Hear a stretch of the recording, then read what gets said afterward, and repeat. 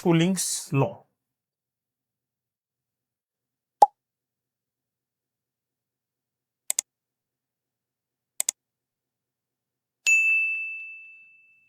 तो देखिए जी, Newton कूलिंग्स law क्या कहता है। देखो बेटे, इनका न्यूटन कूलिंग्स लॉ का ये कहना था कि भाई एक छोटी सी बात मैं आपको समझाऊं कि इन्होंने बताया कि कोई भी चीज कूल कैसे होती है। न्यूटन कूलिंग्स लॉ ने बताया कि कोई चीज कूल हो रही है तो उसका प्रोसेस क्या होता है। तो जैसे मैं एक एग्जांपल आपको दूं कि मान लो हमें आइसक्रीम जमानी है, हम लोग सब आइसक्रीम भी जमाते हैं। तो जब हम आइसक्रीम जमाते हैं तो हम ये देखते हैं कि हमारे पास दूध है, तो हमारे इस दूध का कोई टेम्परेचर होगा। मान लो वो टेम्परेचर रूम टेम्परेचर है, 30 डिग्री मान लिया हमने टेम्परेचर, और उसके अंदर आइसक्रीम जमाने के लिए जो उसके इंग्रेडिएंट होते हैं उसके अंदर हमने डाल दिए, और उसको हम फ्रीजर में रखते हैं, और हम ये ऑब्जर्व करते हैं कि हमारी जो आइसक्रीम है 4-6 घंटे में आइसक्रीम हमारी जम जाती है। 4 घंटे में हमारी आइसक्रीम जम जाती है। अब हमने क्या करा, फिर अगले दिन फिर एक कंटेनर लिया। उस कंटेनर में हमने फिर क्या करा उसे, लेकिन जो वो कंटेनर लिया उसमें दूध डाला, और उस दूध को हमने गर्म किया, और उसके अंदर जो इंग्रेडिएंट डालने थे डाल दिए। अब गर्म करके हमने उसको थोड़ा ठंडा करा, और उसका टेम्परेचर लगभग 60-70 डिग्री कर दिया, और 70 डिग्री के उस टेम्परेचर पर को हमने लेके अब उसको दूध को फ्रीजर में रख दिया। तो हम ये ऑब्जर्व करते हैं कि जो हमारी आइसक्रीम थी ये मात्र 1.5-2 घंटे में जम जाती है। तो पहले केस में जब टेम्परेचर कितना रखा था 30 डिग्री का, तो लगभग 4 घंटे रख गए। और लगभग जब 60 से 70 डिग्री टेम्परेचर रखा उसी दूध का, और दूध फ्रीजर में रखा, तो क्या हुआ, 1.5 घंटे या 2 घंटे में आइसक्रीम जम गए। तो पहले और दूसरे केस में से किस चीज का डिफरेंस था, टेम्परेचर का। इसका मतलब टेम्परेचर डिफरेंस जब हमारा ज्यादा होता है तो रेट ऑफ कूलिंग कैसा होता है, फास्ट हो जाता है। और जब टेम्परेचर डिफरेंस क्या होता है, कम होता है, तो रेट ऑफ कूलिंग कम होता है। कोई चीज कूल कब होती है, जब वो अपने में से हीट को रेडिएट आउट करती है, अपने में से उसका हीट का रेडिएशन करती है, रेडिएशन इमिट आउट करती है, इमिशन देती है। तो अगर ये बॉडी अपने में से हीट एनर्जी को रिलीज करेगी तभी तो बॉडी ठंडी होगी। लेकिन जब मैं से हीट दूंगा तो इसका टेम्परेचर बढ़ेगा, ये बॉडी हीट निकालेगी तो ये ठंडी हो जाएगी। तो कोई चीज ठंडी तब होती है जो अपने में से हीट एनर्जी को रिलीज करती है। तो जैसे कि मैं आपसे एक छोटी सी बात बोलूं कि यहां पर गौर करके बताइए मुझे, मेरे पास ये एक लेवल है और एक लेवल ही है, इन दोनों में से देख के बता सकते हो कि किसका लेवल ज्यादा है। ऊपर का लेवल बड़ा है, इसका लेवल छोटा है। इसका जो लेवल है, लेवल क्या है, टेम्परेचर। इसका टेम्परेचर कैसा है, ज्यादा है। इसका लेवल कम है, लेवल क्या रिप्रेजेंट कर रहा है, टेम्परेचर। इसका टेम्परेचर कम है। और यहाँ पर मैं एक बॉल रख दूं, अगर मेरे पास ये बॉल है और बॉल किसको रिप्रेजेंट कर रही है, एनर्जी, तो आप बता सकते हो इस बॉल को मैं यहाँ रखूं या यहाँ रखूं तो बॉल किधर से किधर चल सकती है। तो इसका मतलब बॉल एक एनर्जी है, एनर्जी हमेशा higher temperature to lower temperature ही चलती है। अच्छा, एक केस तो ये हुआ। एक अगर मैं आपसे एक दूसरा केस आपको दूं कि ये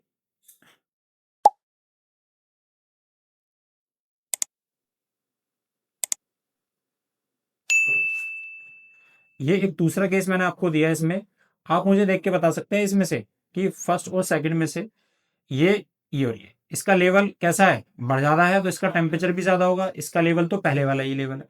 अगर मैं एक बॉल को यहाँ छोड़ूं, बॉल क्या है, एनर्जी, और एक बॉल को मैं यहाँ छोड़ूं, तो दोनों में से कौन सी बॉल पहले जाके गिरेगी, ग्राउंड कट करेगी, ये वाली बॉल।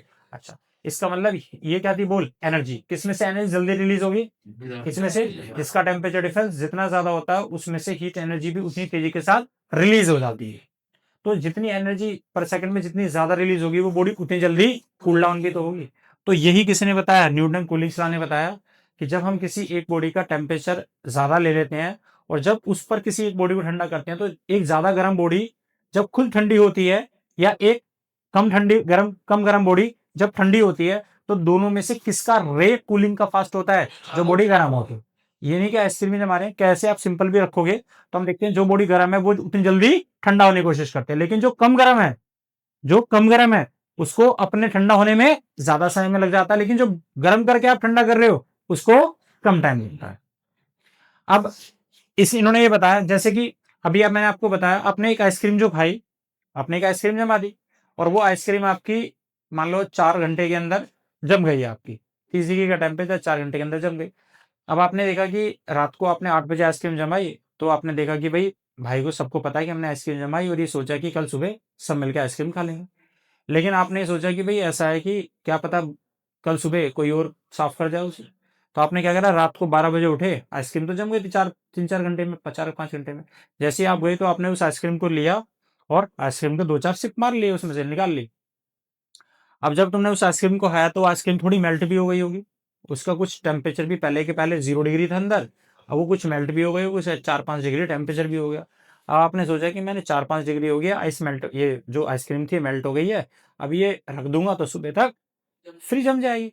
और आप देखते हो कि वो सुबह जब मॉर्निंग में आप उसे निकालते हो वो तब तक जमती नहीं है, वो 4, 6, 8, 10, 12 घंटे लग जाते हैं उतने से 5 डिग्री वाला जो टेम्परेचर था उससे जीरो आइसक्रीम जमाने में, जबकि वो आसानी से जमती नहीं है।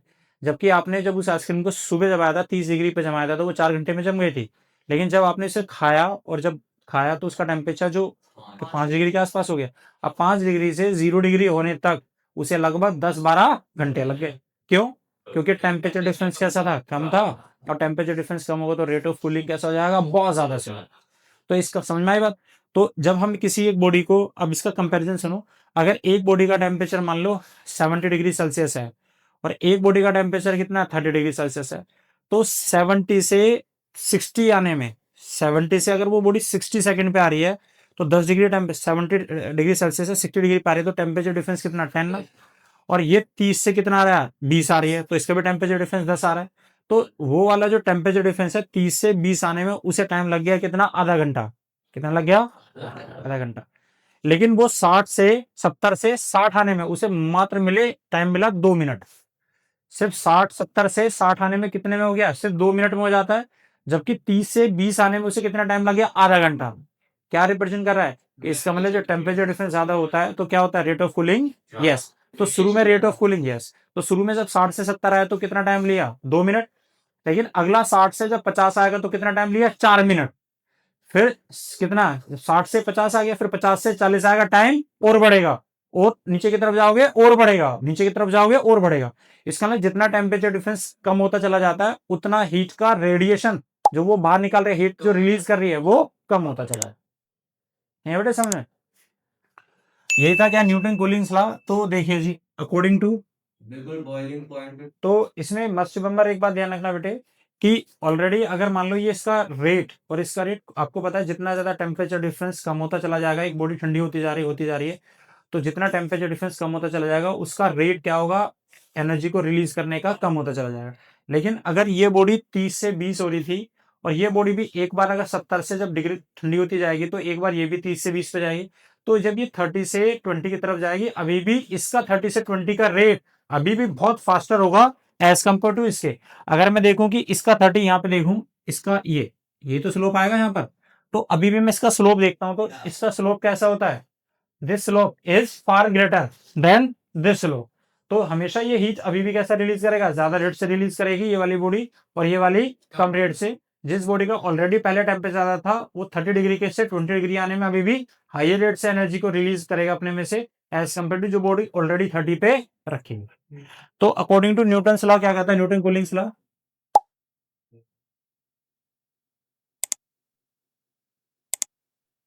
According to Newton cooling law the rate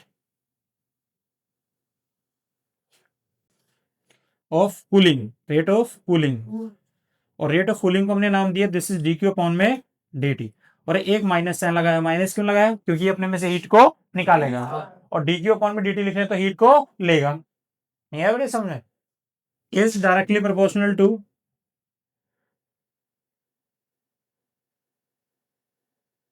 directly proportional to किसके, टेम्परेचर डिफरेंस। ये बात समझ में आई। अब इसका एक छोटा सा एक्सप्रेशन है वो बना लेते हैं।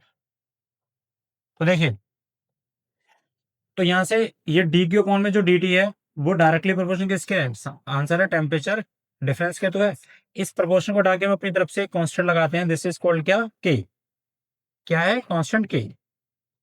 और ये कितना, T2 माइनस T1। ये के क्या है, K is proportionally constant, constant known as Newton constant, Newton cooling's constant है।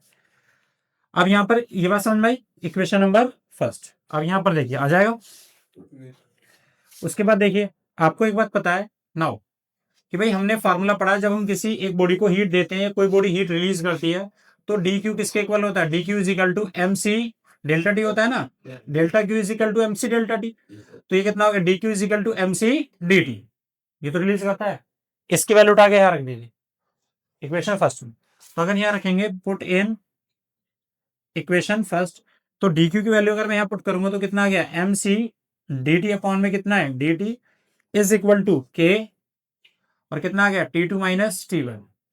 इसको उठा के नीचे ले जाओ तो डी टी अपॉन में कितना आ गया, small T is equal to K upon में M C T two minus T one. ये बात समझ में आती है। तो ये के अपॉन में एम सी ये क्या है, this is another constant is, आप गौर करके देखो के भी कांस्टेंट था ना पहले से, मास भी कांस्टेंट है भाई उसका, जो भी बॉडी होगी, सी का स्पेसिफिक वो भी कांस्टेंट, तो इसे एक अनदर कांस्टेंट लिख दिया, और इस अनदर कांस्टेंट को हमने नाम दिया कैपिटल ए, कोई भी लिख दिया कांस्टेंट बना लिया। अब इसके आगे यहां से देखें तो ये कितना आ गया, डी टी अपॉन में small T is equal to, इसकी जगह कितना लिखा, कैपिटल ए, और ये कितना आ गया, T two minus T one. ये बात समझ में आती है सबको, हाँ जी, ये क्लियर है सबको। तो उसके बाद देखिए इसको उठा के नीचे ले जाओ तो ये कितना आ गया, डी टी अपॉन में T two minus T one, और ये कितना आ गया ए, और ये इधर पहुंच जाएगा, दिस इज डी टी, और एक नेगेटिव साइन ऑलरेडी चल रहा था यहाँ पे, ये एक माइनस साइन लगाते ना बेटे यहाँ पे, क्योंकि किसको रिप्लेस रिप्लेस नेगेटिव साइन क्या रिप्रेजेंट करता है, हीट रिलीज कर रहा है, कूल हो रही है बॉडी। तो यहाँ पर एक माइनस ऑलरेडी चल रहा था, ये माइनस, इस माइनस को यहाँ ले उठा के यहाँ लगा दिया। अब देखो जरा, इसका इंटीग्रेशन कर दिया, क्या कर दिया, इंटीग्रेशन। अब आप लोगों ने इंटीग्रेशन करना वन अपॉन में एक्स इंटू डी एक्स का, तो इसका इंटीग्रेशन कितना होगा, तो आंसर है इसका इंटीग्रेशन डायरेक्ट नहीं कर सकते। अगर हम ये सोचते हैं कि इस एक्स को ऊपर ले जाए, एक्स की पावर माइनस वन इंटू में डी एक्स, फिर इंटीग्रेशन करें, और जिसका डेरिवेटिव है उसी का फंक्शन है, इसका फार्मूला होता है एक्स की power N plus one upon में एन प्लस वन। अगर ये फार्मूला लगाएं तो हम देखते हैं ये कितना आता है, इन्फिनिटी आ जाता है। वन माइनस वन कितना होता है, जीरो, और किसी पावर जीरो तो वन, वन में से वन गया जीरो, तो मतलब वन बाय जीरो तो इन्फिनिटी होता है। इसका आप इसका इंटीग्रेशन कर ही नहीं सकते, और इन्फिनिटी इंटीग्रेशन कुछ नहीं होता। तो हमेशा ध्यान रखना कि जब हम ये बात फार्मूला यूज करते हैं वन अपॉन में एक्स खाली, तो उसका फार्मूला होता है log x। कितना होता है, log x। तो अगर मैं फार्मूला लिखूं, इसका इंटीग्रेशन करूं, तो ये इंटरेस्ट का इंटीग्रेशन कितना आएगा, log कितना आ गया, t2 माइनस टी का, और ये a तो कांस्टेंट है, बाहर निकाल लो, और ये कितना हो गया, dt का इंटीग्रेशन कितना होता है, d। अब देखो जरा यहाँ पर, तो अब दूसरी बात, आपने log में एक चीज पढ़ी होगी मैथमेटिक्स में, नंबर्स की दूसरी प्रॉपर्टी। क्या दूसरी प्रॉपर्टी, अगर मेरे पास ये log है, जैसे नेचुरल लॉग, और ये मुझे दे रखा log e x is equal to Y, और मुझे इसे बेस 10 बनाना है। हमारे आंसर इसके लिए एक मेथड होता है, प्रोसेस होता है कि इस e को हटा के हम क्या लगा देते हैं, ये e है ना, दिस वन e, इसको हटा के हम क्या दो लिख सकते हैं, 2.303 लगा सकते हैं log, और यहाँ पर बेस कितना आ गया 10x, और ये कितना आ गया y, और वो लगे कि मैं बताया log 10 की वैल्यू हम कितने ले लेते हैं, 1 ले लेते हैं, 1 होती है, ठीक है। लेकिन एक मेथड ये हो गया, दूसरा मेथड होता है हमारे पास कि यहाँ पर इसका एक्सपोनेंशियल हटाने के लिए log, इसको हटाने के लिए बेस 10, और ये x, जो ये नेचुरल log था ना e, ये किसकी पावर बन जाता है, इसके, दिस इज e की पावर y।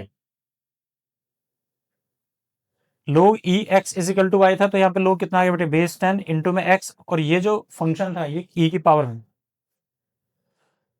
तो यूज करिए इसे, अगर यहाँ पे यूज करें तो log 10 कितना आ गया, t2 minus T one is equal to e की पावर माइनस ए टी, ये तो आ गया। और आपको पता है log 10 की वैल्यू कितनी होती है, 1, this is t2 minus t1 is equal to e की power minus A T, this is the formula.